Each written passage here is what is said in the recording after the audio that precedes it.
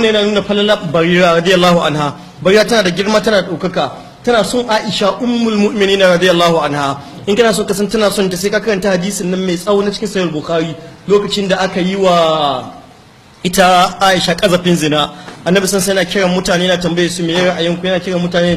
da aka kira barira ta bada shaidun kwarai ga Aisha. In kana karantawa sai kai hawaye saboda sun da take wa Aisha, ta lazimci Aisha kwarai da gaske har aka sunnanta sunnoni a musulunci wanda ba san su ba sai saboda barira radiyallahu anha. Cikin su akwai cewa wanda baya halatta ya ci sadaka yana halatta ya ci kyauta, wanda baya halatta ya ci sadaka ya an ba wani sadaka to shi wannan yana iya bashi a matsayin kyauta. Misali an ce wannan ahlul baiti ne baya cin sadaka, sai aka kawo sadaka aka ba aboki ne, to yana iya cewa aboki ne to ka san dai kai ba sadaka bane muna abuta da kai ka bani, yana halatta ya bashi bayan sadaka ne. Domin annabi sallallahu alaihi wasallam ya shigo gida ya iske tukunya ya ga nama ciki sai je zauna yana ta kawo mai abinci, sai aka mai abinci babu nama, ya ce a ba na ga nama bisa tukunya ana dahuwa ba, sai aka ce mai zalika lahamun tusaddiqa bihi ala barira, yace wannan nama ne da aka yi sadaka aka baiwa barira aka kawo maka, kaga sadaka ce baka ci, sai yace huwa laha sadaqa wala na minha hadiya, yace ai ita sadaka aka bata ni kuma kyauta ce da gare ni aka bani. Cikin hadisan da barira ta rawaito masu fa'ida akwai ce wanda aka gane ba a san wannan hukunci a musulunci ba sai ta hanyar ta, akwai cewa duk wanda ya yanta baiwa shi zai yin wala'inta ko da an kafa mai shar'in da ya saba ma haka.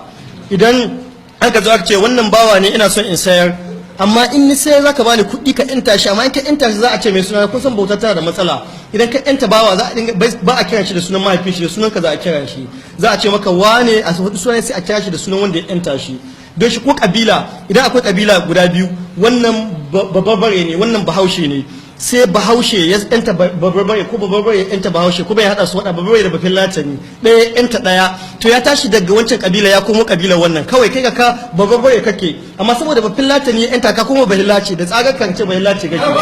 Don shi aka ce Imam Bukhari al-Ju'afi sai a ce maulahu, yan kabila kaza ne amma ta yantawa ne, asali ba dan wannan kabilan bare amma yan wannan kabilan suka yanta shi. Barira da aka zo za a yanta ta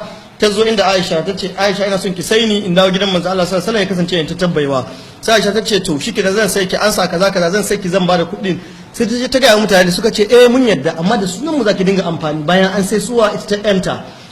Aka faɗa ma annabi sai yana haka ya ji Hassan ya tashi hawa minbari ya gode ma Allah ya yabi annabi sallallahu alaihi wasallam, sai ya ce mi ke damun mutane suna sharuɗan da babu cikin littafin Allah, duk sharaɗin da babu cikin littafin Allah in ya kai sharaɗi 100 lalatacce ne, duk wanda yanta bai washi adda wala'i, yace ba shi ka ce musu ke yadda in kin yanta ta za ta kasance taki ba za ta kasance tasu ba. Wannan hukunci ba san shi ba sai hadisin barira. In ka karanta kissoshin su da Aisha radiyallahu anha, in kana son ummu mina Aisha zaka ji ka abin nan. In an ka kawo ma Aisha ummul mu'minin abinci da aka mutu na shekara daya, don mata annabi an hana su aure kowa bayan ya wuce, zaka tunda ba su auren kowa dole gwamnati za ta dinga ciyar da su tunda dai ba su da miji. To yan kawo ma Aisha na shekara daya ke kawo mata, mace ga na shekara daya sai ta ce a ɗiba a ba wannan, a ɗiba a ba wannan, a ɗiba a ba wannan. Tana azumi ko da lokacin buɗin baki kai ba abin da za ta ci na buɗin baki gaba ɗaya, duk da abin buɗin baki sai barira ta ce mata halla tarakti shay'an tuqrina bihi, inda da ke bar wani abu da zaki bari ki buɗin baki da shi, sai ce mata halla zakirtini, inda ke tuna min na mance da kaina radiyallahu anha wa arda. Wata ran Aisha radiyallahu anha ta ce ba wani almaji sadaka wani abinci, sai barira ta kai ma almajirin sadaka ta zo tana jini ne, sai Aisha ta kyale ta ajima, sai wani mutum ya kwankwasa ya ba su kyautar rago heɗaɗɗe ga sashe ya ba su, sai Aisha ta ce barira abincin kina ɗazu da kibba almajiri ya fi ko wannan nama ragon baki sai kibbai Allah na baki mahalan. Ta samu tarbiyya gare shi da ni karanta wancan kissan tun an daɗe shekaru aru ni karanta wancan kissan da in ta kare Aisha radiyallahu anha. Annabi yana tambaye shawara kowa ya game da Aisha, ai mata kazafin zina, shi ko bai sani ba, bai san gaibu ba. Ya tambaye barira ce me Aisha kai, ta ce ai Aisha radiyallahu anha ni ban san ta da wani aibi ba manzo Allah, ni a tare da ita ko da yaushe a gidan nan illa kawai tana shanya gari kafin ya bushe ta je zuwa wasan awaki su zo su canye gari, ya ita tana karama. To sai da nan yi hawaye nace tuni kuma ya kaulin Allah yabban ya zan sa mata barira saboda sun da nake wa Aisha ummul mu'minina radiyallahu anha, kuma yabban ni sa mata, ina fata Allah ya mata albarka ya sa ta hadu da wayancan, Allah ya wa yaran ku albarka da yaran mu.